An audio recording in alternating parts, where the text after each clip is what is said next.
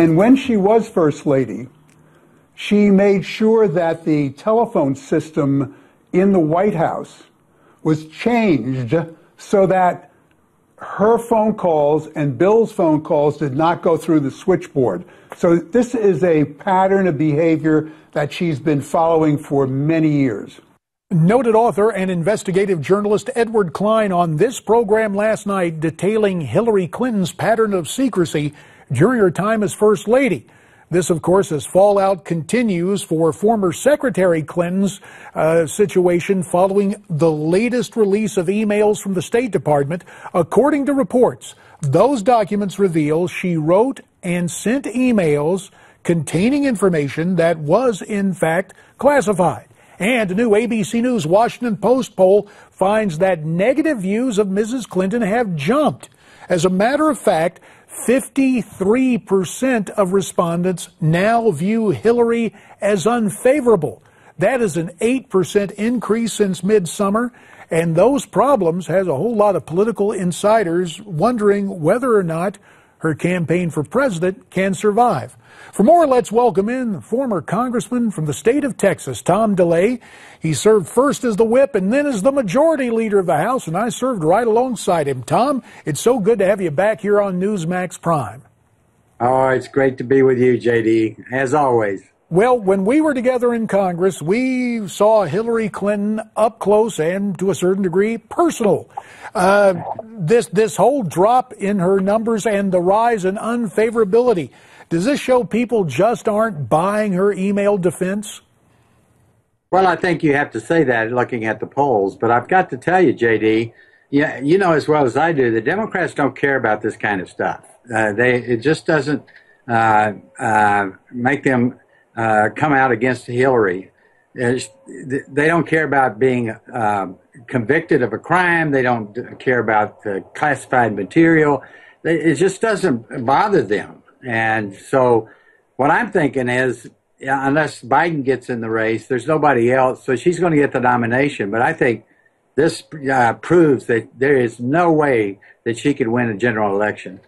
Well, it's interesting you mention the proclivities of the Democrats, and also you take a look at their convention rules. Hard to believe they're talking about democracy when they have so-called super delegates who have actually more votes at their disposal. So the Clinton people are saying she's got all these commitments from super delegates. Is that designed to try and keep Joe Biden out of this race? Yeah, I think so. But I got to tell you, and you know this as well as I do, JD, when the mud starts falling off of her back and getting on these super delegates, many of them elected officials, they're going to start running. And that could be her downfall. When the other people start seeing that they're having to defend Hillary in their own races or back home, then that's probably what will bring her down faster than anybody else. All right, Tom, let's cross the aisle to our side, to the Republican race. Dr. Ben Carson surging in the polls. He's tied with Donald Trump now in the latest poll from Monmouth University concerning voters in Iowa. Can the surgeon ride this surge to the general election? Well, I think he's going to get a lot of people that once they get to know him are going to support him. And it's been said many times that those outside of Washington, D.C., outside of government, are the ones that are being held favorably by the Republican primary voters. The thing I can't figure out is Trump. The people that I meet as I travel around the country are the same. Many of them are supporting Trump, but these are the same people that have been screaming for leaders of character, for getting God back into the public square, for standing on the Constitution. And Trump is none of that. So I think once they start figuring out who Trump really is, they'll probably move to Ben Carson or Carly Fiorina or Cruz or even Huckabee. But the one thing for Donald is the fact that to a lot of voters, he appears decisive, especially on the question of illegal immigration, Tom. Well, that's true. Illegal immigration is a big issue, but he's riding that issue. There's much more and many more problems in this country than just the immigration problem. We need to be talking about the fact that the left has brought us to the situation that we are in right now, and that we have to stand on the Constitution to fight back and push back and turn it around.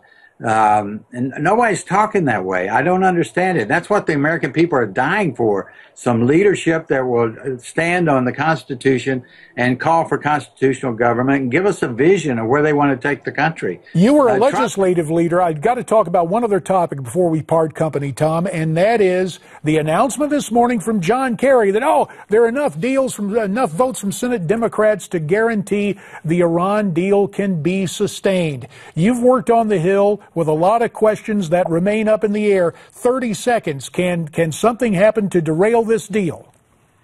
I don't think there is anything that will derail it. Unfortunately, the Republicans in the Senate under the Corker bill set this up. They should have never let Obama call this deal a deal. It's a treaty, and they ought to bring it as a treaty to the Senate and vote to approve the deal or not. That's the vote that should have been held. And the Republicans, once again, screwed all this up. Well, it's tough to face facts, but Tom DeLay, we appreciate your informed opinion. Now, Tom and I just talked about Dr. Ben Carson. Some polls, of course, show him tied with Donald Trump. Here's how you can find out more about Dr. Ben. It's in his book, One Nation. You can get that book just by paying shipping and handling. Go to newsmax.com/Ben or call 800-485-4350.